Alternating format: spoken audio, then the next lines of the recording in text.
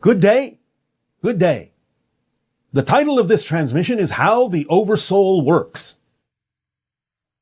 We are going to explain a little bit about the different levels of oversoul that can exist.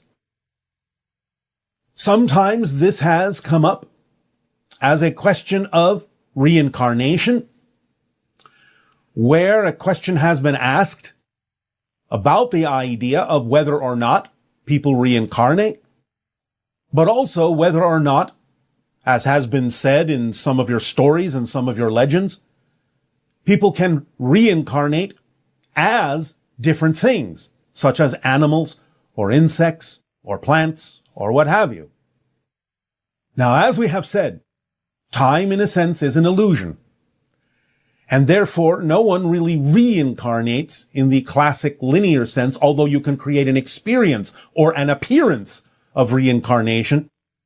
But this is primarily viewed from your linear perspective, so it just looks like it works out that way, where one life happens after another, after another, after another. But that's not actually mechanically, as we have explained, what's happening, because everything exists at once. Everyone, everything, everywhere, every when, all exists at the same time. Therefore, being that everything does exist at the same time, what you are actually experiencing are cross connections, energetic links to other beings that exist at the same time you do, in the same moment that you do. And by making those links, but coming from a linear perspective, you're interpreting those energetic links along which information is being downloaded to you, experiences being shared with you, and you might be sharing your experiences and information with these other beings at other times in your so-called history, past or future. And you interpret that information sharing as if it's a memory, as if it's something from the past, as if you, as the individual you are, lived before. The soul that you are lived before. Again, this is not the case.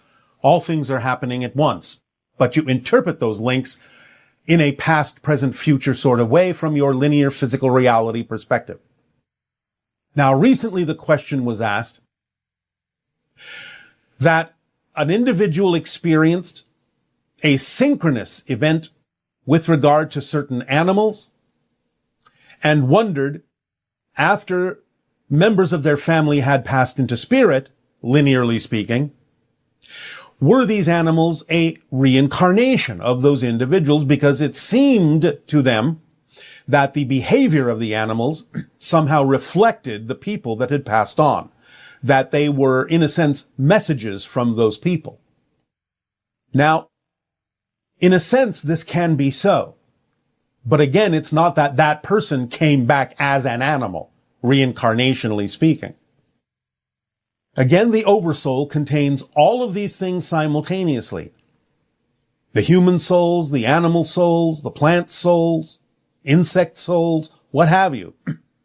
All at once, on a larger scale, the larger, higher version of an oversoul. And there are different levels to this, or can be. There can be an oversoul of human souls. There can be an oversoul of animal souls, an oversoul of plant souls, insect souls, even rock consciousness. But the idea is that there can be these oversouls that are differentiated specifically for those groups, but there can be a greater oversoul that encapsulates all those things, the oversouls of the collective of any given world, or even oversouls of collectives of many different worlds, or galaxies, or universes. So on the level of the oversoul, that is something that also can contain the human souls and the animal souls and the insect souls and the plant souls and the rock souls, soul equating to the idea of awareness or consciousness in some way, shape, or form, then the same oversoul extension that might have been a human that was alive with you, linearly speaking, can also send an extension of an animal soul from the same level, from the same collective oversoul, and it will contain a frequency of energy, a signature vibration that will let you feel as if it's coming from the human soul that you knew as a physical being, but it's simply the same oversoul sending another extension from itself as an animal that contains a similar vibration enough to recognize it as coming from the same oversoul. Because it's all about the idea of recognizing the vibration of the theme of the human. Themes can definitely cross into human extensions, animal extensions, plant extensions, what have you, so that you can recognize the commonality of a theme vibration that exists for the human, for the animal, for the plant, and thus you may feel or believe that you're actually seeing the human reincarnated as an animal or a plant, when in fact you're simply seeing another extension of the same collective oversoul that contains the same vibrational theme within it that you would recognize as being connected to the person that you knew. So you have to realize how many levels the oversoul can exist in, how many different ways it can express itself depending upon that level. You can look at some of the higher collective oversouls almost like smaller versions of all that is, because they can contain many, many things. Now again, this doesn't mean that just because they're extending one thing that all the others are just sort of waiting in the wings. Remember, time is an illusion and everything is happening at once. So all these expressions of an oversoul, all the different versions of the souls that they may represent, are going on at the same time, all living, all expressing themselves in the same moment, without a time factor that you would recognize as linear. So it's not like any of these are idle, waiting to be extended. They're all being extended, they're all being expressed, they're all being experienced, they're all having their own experiences, all in the same moment of existence, because there is only one moment in existence. I know that this can be a little bit challenging for third dimensional and fourth dimensional beings to wrap their minds around, but that's all right. You will, as you ponder this, simply get the hang of it eventually. And it's not that important that you do in terms of your daily lives, but it's important to understand how things work, mechanically speaking, energetically speaking, so that there is no confusion in your definitions about what's happening.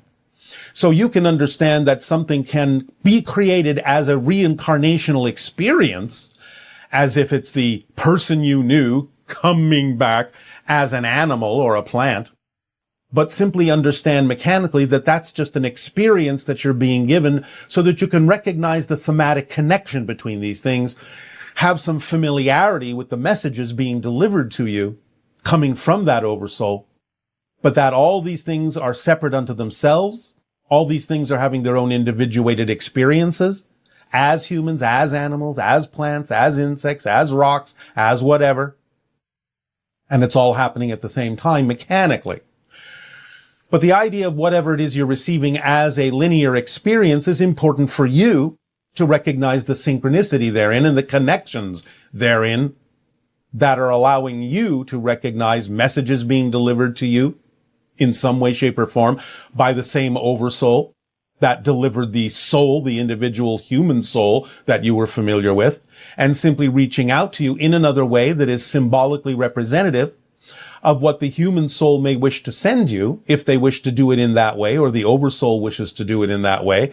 That would be representative synchronistically of a symbol that works for you, that carries the same theme, but is delivered by a different form of messenger that is also important to recognize in your life as a symbol that works for you, with meaning that you've given it, that you've defined it with, synchronistically in your life to propel you forward in exploring what that symbol means to you. So, for example, if a human you knew that has passed on, suddenly a hummingbird shows up, and you somehow recognize through synchronicity that it's thematically connected to the human that you knew, then understand again mechanically it's not actually the reincarnated human, but it's an extension of the same level of oversoul and coming in a form, the hummingbird, that symbolically represents something to you, the definitions you've given to different objects and things in life, that works in your favor to suss out for yourself what that symbol represents. A lot of times, symbolically, A hummingbird on your planet represents the idea of acceleration, speeding things up energetically, vibrationally. So it may be a message through the oversoul from the human soul with the extension of the hummingbird saying, if you raise your vibration, if you accelerate your vibration, you'll be able to connect to the human soul that you knew in a spiritual way. So you have to look at the context of the symbol being delivered to you from the oversoul and not necessarily just think, oh, it's the human reincarnating as a hummingbird. Again, the experience is valid as a symbol, but it's not necessarily representative of the mechanism that's going on, because the oversoul can extend itself and does extend itself simultaneously in 1,000 different ways. Recognizing how the mechanics works helps you interpret the symbol a little bit more clearly, while not necessarily letting go of the connection that you feel to the human that you knew as a physical being. So ponder that, if you will, and let it sink in, and see what happens in the increase in your ability to perceive synchronicity and extensions of the oversoul in a variety of different ways, while not losing touch with the idea that the human soul may also be involved in sending that message to you, but in a way that works best for you in the symbols you understand. We thank you for allowing us to share this idea of this different new level, higher level of the oversoul and its capabilities as a mini version of all that is, functioning simultaneously. And we ask in return, in what way may we now be of service to you? Please begin with your dialogues and questions, if you wish. Good day, Bashar. Good day, good day. Hello, Bashar. This is Amado from Germany. Hope you're doing great. You know, the other day I wasn't feeling very well. I was bogged down, I guess, in a spiral of negative thoughts. I couldn't get out of it. 2 hours later, though, in a matter of 2 hours, my mood shifted. It rose. I went to a preferred state of being. My frequency rose, I guess. I wasn't in control of it. I experienced it. I noticed it. In fact, I remembered your teachings. Oh, I've just shifted now. I went to a more excited, inspired state of being. I just wasn't in control of it. I don't know how I did it. Now, my question to you, first of all, is what happened exactly? How would you describe what happened? And secondly, how can I be at the driving seat? How can I actually control my vibrations and be able to raise my vibrations myself and not just be a puppet and just be driven by some external forces or my subconscious or what have you? I want to be in control of my frequency shifts, if that's possible. So thanks very much. That's my question. I hope you take care. You are in control, and you were in control just from a higher level. It was all right to go through that process, but the fact that you allowed yourself to come out of it is being in control. It's just that when you're in control from a higher level, it doesn't feel to the physical mind like it's controlling anything. Don't fall under that illusion. You are in control. It's just that the physical mind doesn't always have to be the one to be in control. And when control is allowed from a higher level, it doesn't feel like you're in control, but you still get the automatic result of going to a place that is more in alignment with who you truly are. So let go of the idea that the physical mind always has to feel like it's in control in order for you to know you are in control, and allow it to happen automatically. But in the meantime, when you feel out of control, explore that for yourself and find the reasons why you feel it's so important that the physical mind always has to know whether or not it's in control, because that's the issue of that moment for you. But because you have taken onto yourself some of the things we have shared, then you simply allowed it to function automatically for you. So you didn't necessarily have to feel like you were doing anything. You just know that it will work for you because it's now embedded within you on some level that will always pull you back into the positive side without you having to know physically in your mind that you're in control. Let that go. Hello, Bashar. Hello. Good day. Namaste. How are you? Namaste. Perfect. And you? Good, sir. Thank you so much. All right. What would you like to discuss? Yes. So today I truly believe that synchronicity does happen. Oh, synchronicity is everything. Everything is synchronicity. There are no accidents. It's all an orchestration. No matter how much or how little a particular event may be relevant for you, it's still happening through orchestration and synchronicity. Everything is. Yes, yes. Thank you. Yes. So thank you for your time. Of course. I have a few questions for you, please. Yes. In your stepping stone meditation, you mentioned that we don't move through the space. We just create our experiences. We reconfigure it, create a new configuration, and then Yes. as space and time moves through us. How does that happen? Can you please help me understand? All right. Well, again, it's a euphemism. It's a way of saying it's not you moving, because movement, space, and time are illusions. Therefore, you're creating the idea of space and time within your consciousness. So you're not literally moving through something that's independent of you. You're making it seem that you're moving through something that's independent, but it's all happening within your consciousness. And that's what we meant when we said that it moves through you. I see. So, in other words, is consciousness shifting? And Yes. Yes. Steady. You shift the vibrational pattern, and the vibrational pattern shift makes it appear as if you are moving through something that's outside of you, when in fact it's all happening within your own consciousness. Thank you. Thank you. Yes. Thank you. Appreciate it. One more question, please. Yes. How we can develop the powers of third eye? How can we use it in our day-to-day life? The third eye that is in between, like remote viewing, clairvoyance. Yes. Well, again, follow the formula that we've shared with all of you, because it will leave nothing relevant out. It will always raise the vibration and allow you to become more aware of things you were not aware of before. You will start to expand your senses. They will start picking up on things that have to do with domains and dimensions and parallel realities, and will understand what the probabilities are of something manifesting, or exactly how to navigate yourself to alter those things in the way that you prefer. So it's a matter of simply expanding your vibration, raising your vibration, which expands your senses and allows you to become more aware of things that are going on in more rarefied dimensions of reality. Awesome. So, Bashar, third eye do exist, right? The one that Your ability to perceive parallel probabilities does exist. That's what you're perceiving. Awesome. One of the reasons I ask is, there are many modalities out there to read the etheric, your auras. And then I heard that Yes. Auras sometimes get clogged because of whatever, stress and all. So if we can perceive, we can see that, then there are ways Yes. to clean up. Well, again, it's about the person being willing to choose a particular permission slip that works for them. So all these things are just ways of describing when energy may be out of alignment, ways of perceiving when energy may be out of alignment with what a person's true vibration, their core vibration may be, and perhaps providing some interesting, synchronous, and creative way in which they will identify with a permission slip that will allow them to bring themselves back into alignment or heal themselves.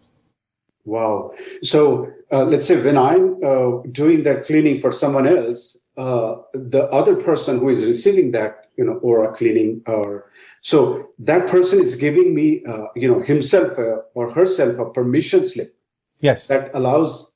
Yes. You never heal anyone directly. You have to allow them to decide to align with the idea you're offering so that they will believe in it enough to heal themselves.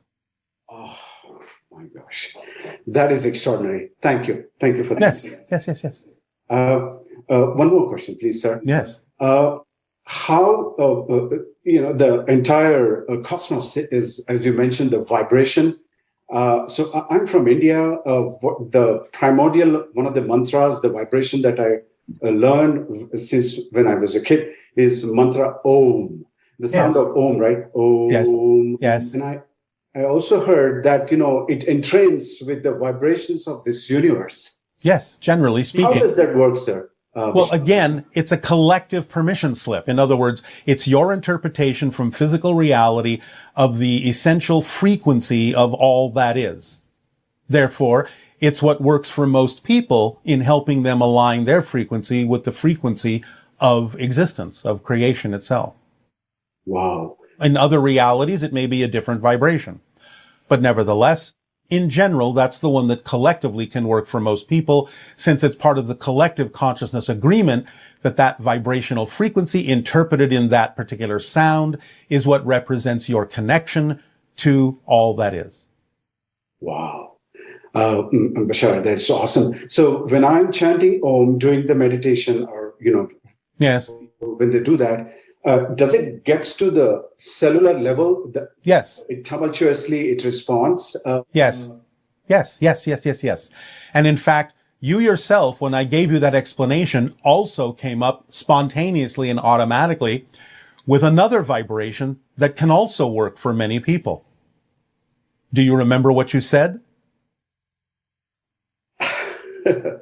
Sorry. That's all right. What you said when I gave you that first explanation was, wow. That can also work, because that was your natural reaction to that realization. So by saying, wow, that can also open up many realizations, many understandings, many aha moments, as you say, can allow you to connect in many different ways, just as readily as Om can. Om. Wow. Thank you. Thank you, Bashar. Om, wow. Om, wow. Om, wow. It is phenomenal that you're talking to me from 500 light years, because... Well, no, I'm not talking to you from 500 light years away. Physically speaking, I'm actually in my ship over the vortex of Sedona, Arizona, in your reality. Yes, physically, yes. But yes, it wouldn't matter, however, because connections are made regardless of the idea of space and time, since space and time are illusions. Space and time illusion. Yes, Bashar. Extraordinary. So that leads me to another question. I'm from India, and I always wonder, since I started listening to you and Daryl, are there any portals in India, and where are those? Oh, many, but we'll leave it to you to figure out where they are based on your attraction to certain areas that work for you. Okay. Okay, thank you. So usually folks in India, they are attracted more towards the temples, historical temples, yes, like thousands and thousands of years. And why do you think they were built in those areas? Why? Come on, you just said it. Because of the portals. Oh, wow. I didn't know that. So I heard that there was a geometry, there was a specific logic behind. Yes. It also plays out geometrically on your planet, but it's also sensed intuitively by those that have the sensitivity to figure out where those energy portals are that have certain attributes that work well for people to be in those areas and help them align. So use your instincts, use your senses, go to those areas that you're attracted to, and you will be in the correct place for you at that moment. That is extraordinary. Thank you. Thank you, Bashar. And I also heard that those ancient temples, they were built with some extraordinary architecture where there was no need of the physical light, the electricity, and many other. Many of them have certain resonant attributes that were utilized in ancient times and are representative of an ancient technology, but that's another story we will go into at another time. Okay. Thank you, Bashar. Thank you. Thank you. Good day. Oh, thank you, Bashar. Thank you for your time. Thank you. Namaste. Hello. My question for Bashar has to do with reproductive technology on Earth. My question is, why would souls choose to co-create the experience of having to go through IVF technologies to get pregnant, as it's such a painful journey physically, financially, emotionally? Why would people choose to have that done in their soul contract instead of just being able to get pregnant in a more natural way? Thank you for considering me. I would love to have the chance to talk to Bashar. Thank you. Again, there are many journeys. There are many themes that are done not only for the person themselves, but to demonstrate to others alternatives that may need to be sought in order to alleviate the idea of pain and suffering. So you have to look at the idea that souls that know they're indestructible will often choose things that may seem physically painful temporarily to make a point and to help others explore alternatives to those things that may change the society in ways that prevent future suffering and future painful experiences.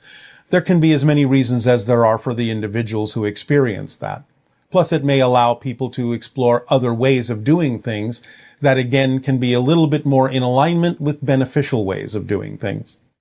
It can also be that many individuals take on themes that are representative of connections they've made to other lives, and they may be, in their own mind, completing a cycle for themselves in a variety of ways that have to do with their connections to offspring and progeny and the evolution of humanity and so on and so forth. You have no idea what kind of information may come out of these experiences, even though the individuals may seem to be suffering now. I'm not excusing it. They don't have to do that, but they may have chosen to do that to serve a variety of purposes that simply are outside the scope of the immediate observations you are making. Good day, good day. Hi. Good day. So I'm really excited to be here with you, Bashar. Thank you. We are very excited to interact with you as well. So thank you. You know, part of me feels like I'm here because I need clarity. All right. About what? Okay. Yeah, I came in remembering parts of my soul contract. All right. Good for you. Yeah, thank you. And it's a beautiful life. I'm living my best possible reality every second of every day. Then what needs clarifying? Sometimes I communicate with the other side and my ancestors and my loved ones and things like that. Yes. And So I do help we. others with it as well. But sometimes All right. there's a wall there that I feel I can't get You mean on part of the other person? on part of the other person, but I feel like it might even be on part of me too. What do you imagine it might be on part of you for? I don't even know. It's just, I feel like All there's right. a wall there. How about this? The other person isn't supposed to receive that information at that moment. Fair. What about that? Why not trust the synchronicity that if you cannot deliver the information, you're not supposed to, and that's okay. Mm-hmm. Remember, what other people do with your information is none of your business. You don't know their path. You don't know what they need to know or not know at any given moment. Delivering the information is your sharing. And if you have the synchronicity to find a situation in which you can do that, that's fine. But you have no insistence on whether they need to listen or receive it, because that's not what it's about, because you don't know whether or not they need to receive it at that moment or later or never. You can't insist that they must receive the information. That's not your business to determine. Just give them what you can and let them decide when the timing is right for them to understand it. So the wall may simply be your insistence that they have to understand you, when in fact, no such thing is true. Thank you. You're welcome. Does that help you relax? So much. I feel like you just took the biggest weight off of me. So thank you. You are welcome for thanking you, letting it go. Yeah, that was exactly what I needed. That was the clarity for sure. Yes, you see, it's all about definition, how you're defining things. Absolutely. I knew So- this was going to be good today. Oh, all right. Thank you for your psychic premonition. Anything else? Yeah, one other questions. I guess I want to know if I'm connecting with ET in a way as well, aliens and things like that. I feel like in one way. Aren't you connecting with us right now?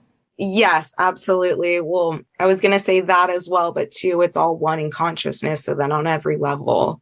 Well, yes, it's all one, but it also has individuated expressions, and that's fine. So the fact that most people who connect with us also have other extraterrestrial connections is generally a given. Otherwise, you probably wouldn't have found us. Fair enough. Does that help? Yeah, you helped and you marked all the boxes for me. Thank you. This was the clarity I needed. All right. Check, check, check, check, check. Have a wonderful day. You as well. Always. Mm.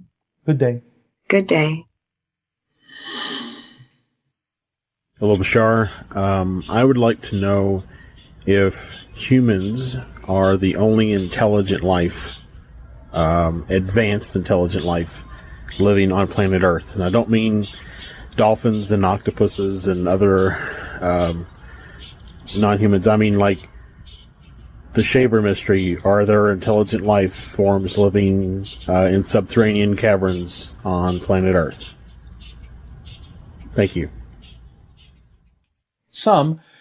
We're not talking about the idea of the hollow earth. That's different. There are caverns, there are tunnels, there are beings that do exist that are intelligent in certain underground enclaves. But also, of course, don't forget the idea of the elementals, which are also intelligent expressions that simply don't always have to express themselves physically. They can become physical, they can go out of physicality. So there are many forms of intelligent life, and it also depends on what you mean by intelligent. So even beyond the cetaceans and beyond the idea of the underground enclaves of beings and the idea of the elementals, anything in that sense is a form of conscious expression which has its own form of intelligence, even though it may not be expressed as human intelligence.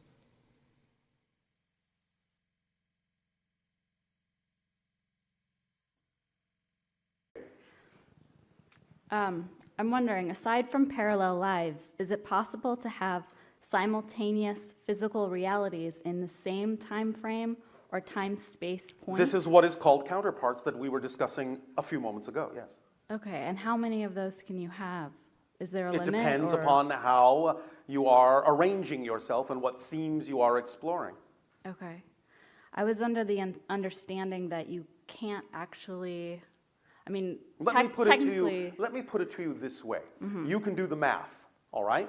Okay. Of the approximately 7 billion people on your planet as physical individuals, there are only about 350,000 to 400,000 oversouls. Okay. So do the math. Right. Right. That's an average. It fluctuates a bit, but that's an average. Okay.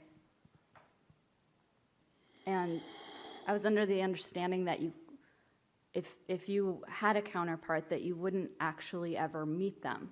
It depends. Sometimes you might not. It depends upon the themes you're exploring and how it would serve you to meet or not meet them.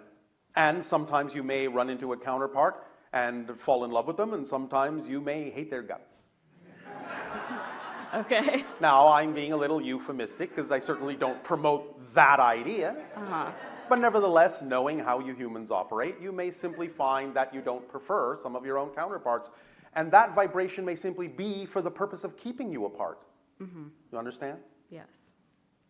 Okay. Do I have any counterparts? Yes. How many? 5? And they're all still living at this time? That's why I gave you that answer. 5.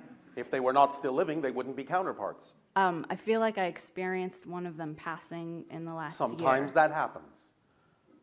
As Was- you say, ships in the night. Okay. So that is in fact what that... Yes. Okay. Sometimes you will sense it, sometimes you will not. Okay.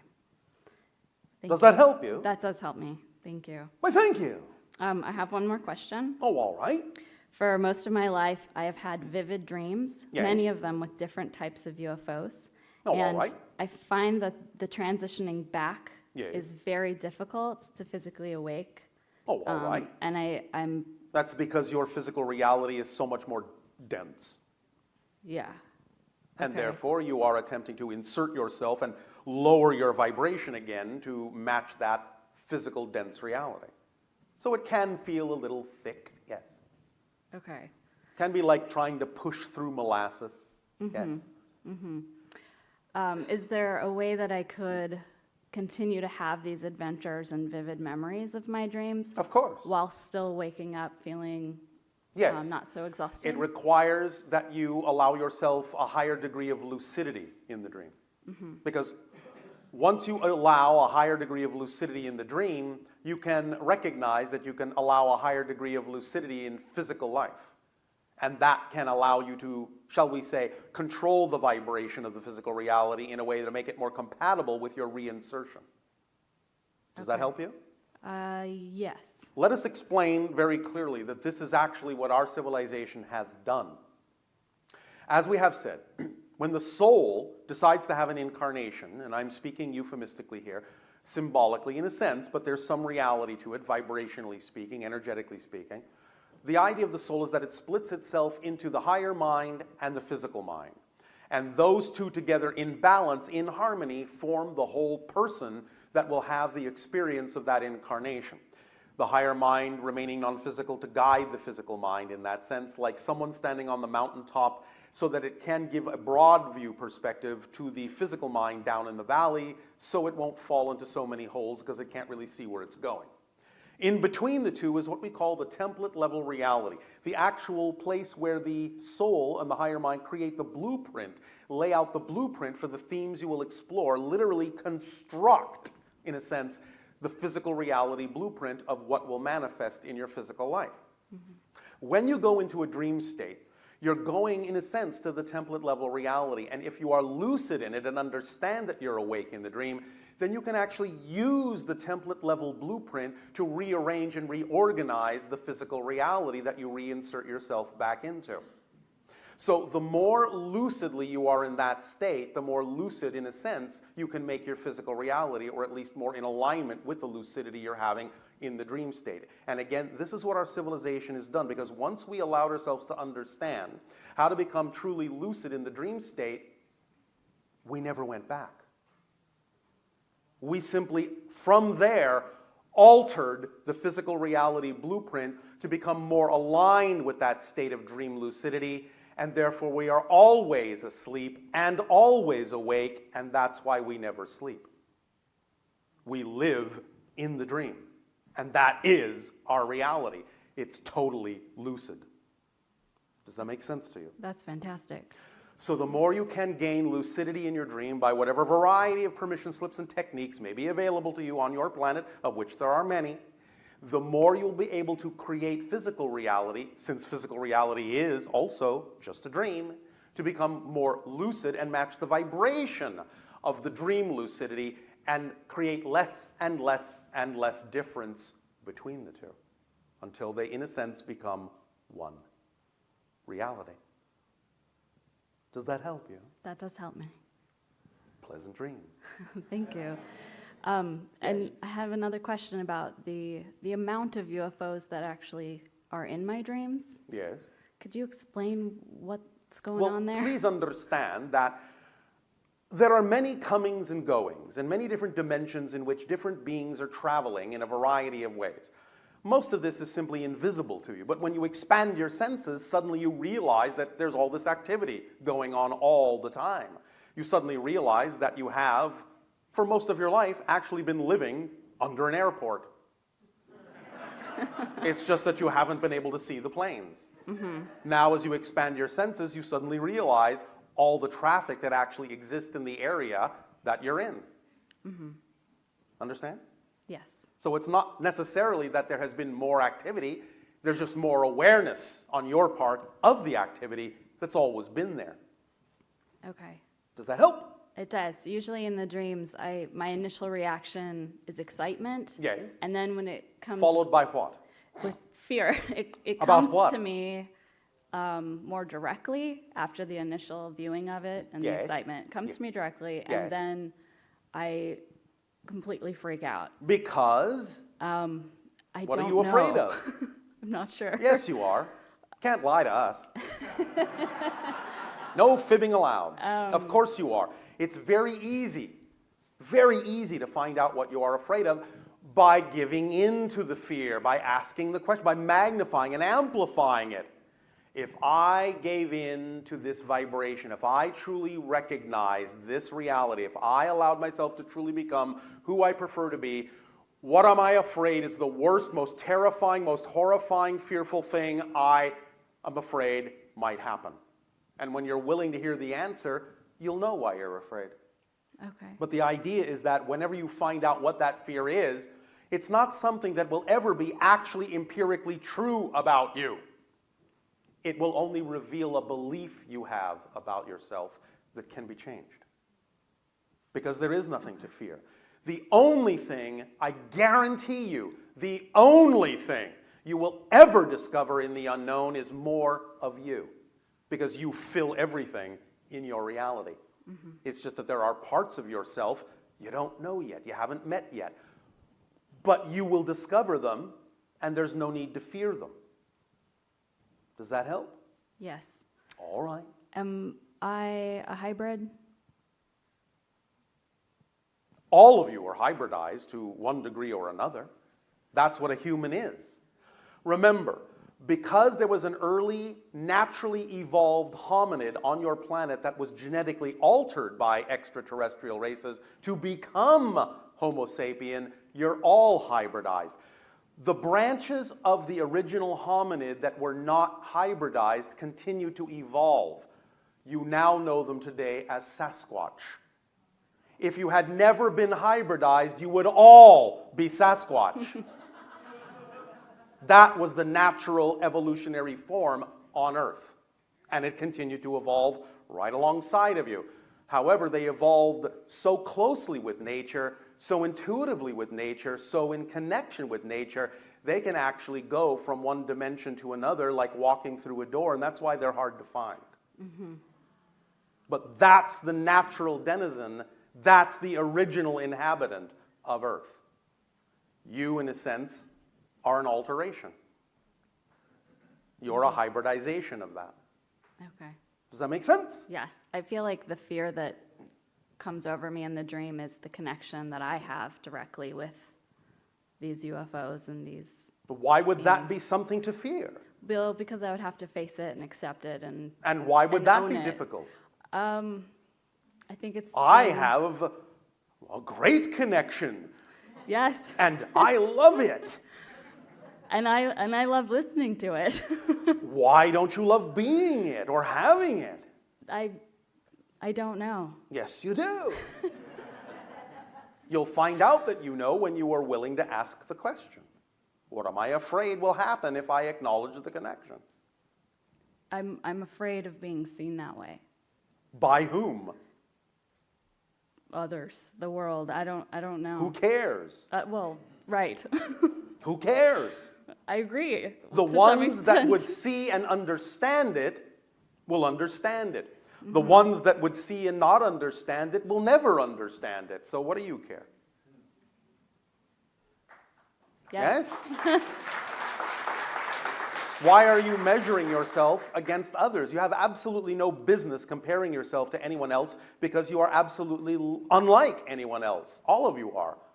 You actually have not only no business comparing yourself to anyone else, you actually have no capability of comparing yourself to anyone else because you're all unique. Yes. I understand you have some degree of similarity, but that's it. You're never going to be exactly like anyone else.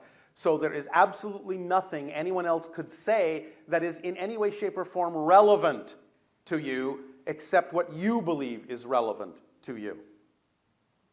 And the only reason you would be afraid of what others think is because you know that all they're doing is reflecting what you already think of yourself. Mm. So if you don't prefer the things you think of yourself, change that.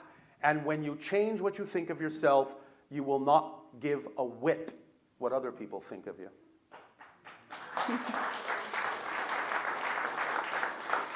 You can always use guidance to make sure that other people are reflecting things to you that you could use as information to keep yourself on track. I'm not saying you have to ignore everyone and not listen to them, because they may be saying things that are wisdom for you. But it's up to you to decide what's true for you and what's not. Mm-hmm. Totally. Make sense? Absolutely. So again, no matter what anyone says, when you allow yourself to be who you are, thank them for offering you a different perspective. It's just not a perspective that you feel like agreeing with today. But they are totally entitled to their perspective because you would never disallow or invalidate what they perceive to be true. Because if you invalidate them, why should they validate you? Mm-hmm. Yes. But again, the irony and the paradox is you don't need them to validate you. And by not needing them to validate you, you are capable of validating yourself and everyone else, no matter how different their perspective of you might be from your own. Do you see the paradox here? Yes, Do you see how to use the power of the paradox in this? I do. Does this help you? Very much so. Why, thank you. Thank you.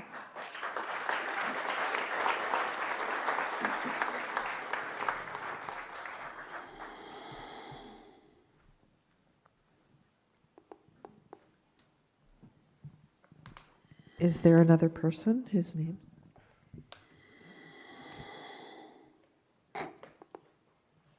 Hi, Bashar. And you good day. I'd like to ask, we're all trying to figure out You are all what? We're all trying to You figure are all what? We are selectively deaf to certain words. Trying is one of them. We are working You're either on, doing something or you're not. we are working on Yes? figuring out what our reality is. You are figuring out what your reality is And in your own way. You're not working on it. You're not trying to work on it. You're figuring it out in your own way. and that's where I could use some help. All right. What help would you like? Well, I understand the concept of parallel reality. Are you sure? It's kind of a new concept for me, All right, and you understand it just like that. Congratulations. but I could use some additional help. In what way? I just stumbled into some information on the history of the human race. Yes. The starting from the beginning, Yes. how Earth was formed and what it was originally intended for, and I'm trying to discern, is that real reality or is that my reality? All realities are real. The question is not, are the realities real? Anything you can imagine is somehow, in some way, shape, or form, a real experience because you can't imagine non-existence. It's not possible. So anything you can imagine has some relevance and some reality somewhere. The question isn't, is it real? The question is it relevant for you? And you are the one to decide whether it is or not. Because if you shift, as you do, all of you, billions of times per second from parallel reality to parallel reality to parallel reality, you are shifting from one version of Earth to another, to another, to another, to another, to another, to another, to another, constantly in order to create the side effect you call space and time. So at any moment, you're actually on a different Earth with a different history. You decide by your vibration which version of Earth you will experience. So if one version doesn't seem to have a lot of relevance to you, one history doesn't seem to be relevant to you, then allow yourself to know that another version probably is more relevant to you. It's not that they're not all true, it's just that you are allowing yourself to experience whichever one is relevant for the themes you chose to explore. But all of them are true. Does that help? Or did that just confuse you even more? Well, I could probably use some clarification. The information I have is that this is regarding the Anunnakis. Yes. And I don't choose to have that reality, but I'm experiencing. Well, obviously, in some senses you do, or you wouldn't be where you are. Okay, got it. I'll figure that part out. But you can choose your relationship to that idea in a way that only benefits you in positive ways, yes? Yes. So, then if you know that you can always choose a version that benefits you in positive ways, why worry about what other versions there may be if they have nothing to do with you? I actually don't think there's any other version because I've only stumbled into one version. There is no just one version. There are an infinite number of versions of everything you can imagine. You will gravitate to the one that is most in alignment with your particular chosen vibration based on your belief systems. Simple as that. That doesn't mean the other ones don't exist. Okay. But you only experience the one at any given moment that's relevant for you, and that's why it seems like there's only one. Remember, every belief system is structured to make it seem as if no other belief is possible. If that were not true, you wouldn't be able to have an experience in physical reality. Yes? Okay. Makes sense? Yes, it All does. right. So So I have a lot of sorting out to do. Well, all right, that sounds like fun.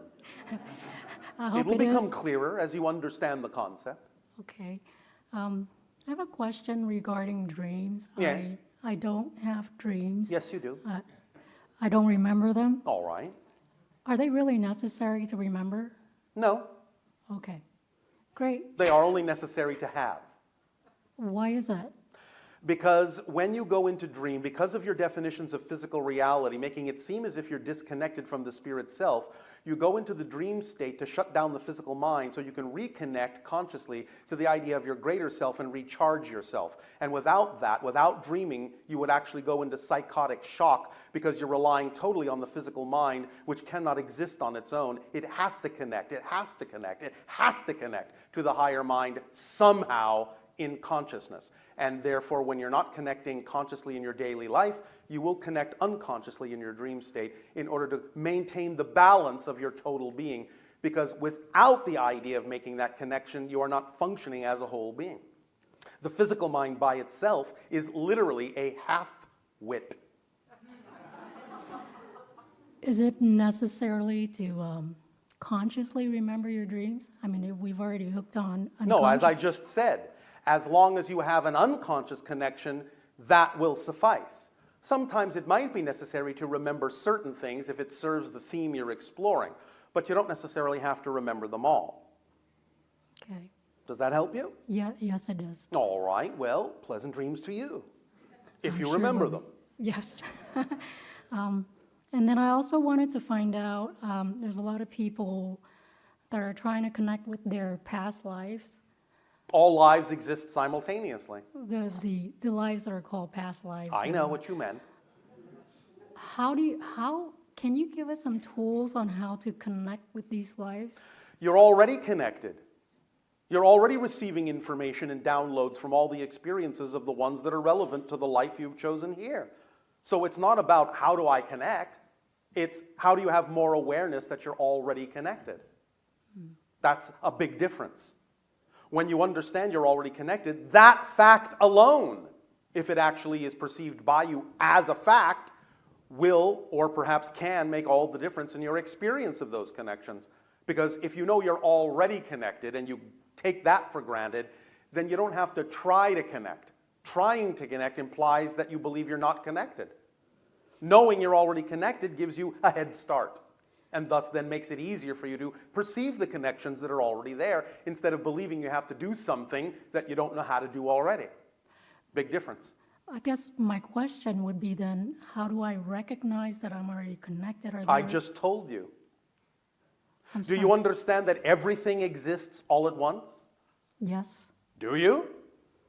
If you really understand the concept that everything is actually here and now, then the real question is, how can you not know that you're connected? If you don't know that you're connected, then you don't really understand that everything is one and here and now. Because with a true understanding of that, it automatically is understood that everything is connected. Why? Because everything is the same one thing from a different point of view. So if everything is the same one thing, how can it actually be disconnected? There is only one thing in existence. Only one. There's only one moment in existence. Only one. What you perceive as different moments are the same moment from a different point of view. So it's not even that you have separate things that are connected. There is only one thing. Therefore, connection is built in. Because every apparently different thing is just an appearance of difference. It doesn't actually different. It's just the appearance of difference. It's just the experience of difference. But mechanically speaking, there is only one thing. That's it. Is there a way for me to, I guess, some tools where I could, I just gave you a very powerful one. I'm sorry, I'm missing it. Yes, you are. There is no such thing as being actually separate. There is the illusion of separateness, the experience of separateness, but there is no such thing mechanically as actually being separate. There is only one thing in existence, and that's it. And you are that thing. And you are that thing. And you are that thing. You are all the same thing from a different point of view. It's just reflections, different looking reflections of the same thing seeing itself in all the ways that it can. So if you understand that what appears to be different people are actually the same being, how can it not be connected? There's only one being. What is there else to connect to? Nothing. Everything is within you. There is no outside. Is this making more sense?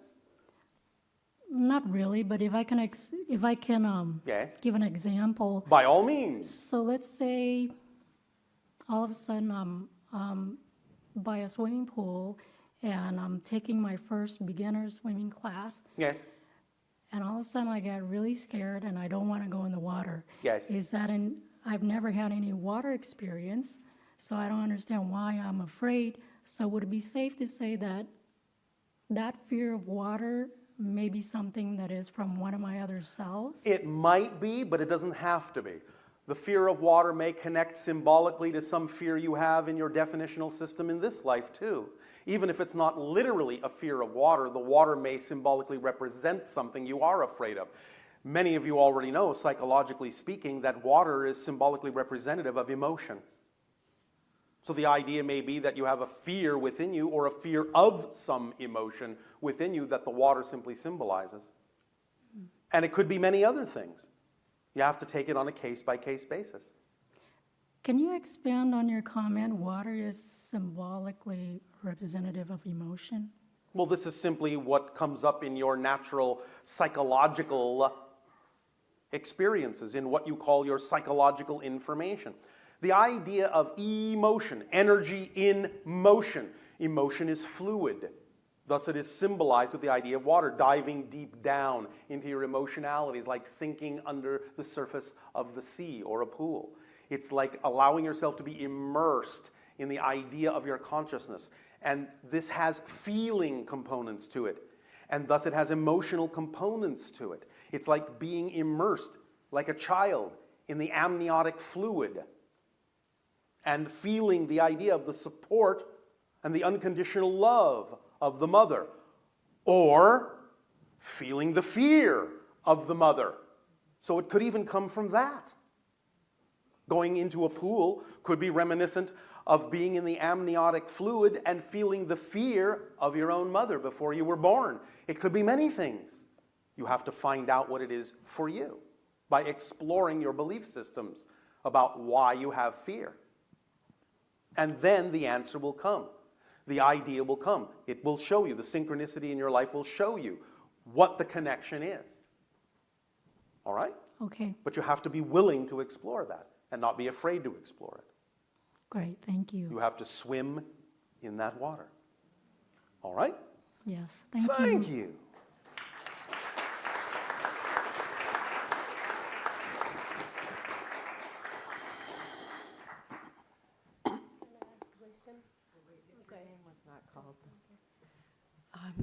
It's about 12:26. If we want, we can have another 10 or 15 minutes if you want to continue, or if you'd rather break for lunch, Tadeo. It is our perception that the majority of individuals in your chamber require sustenance.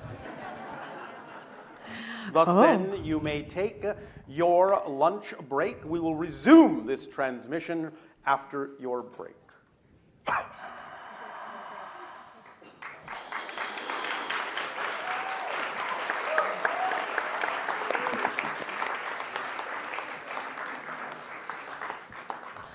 How's it going? Very good. Thank you, Daryl.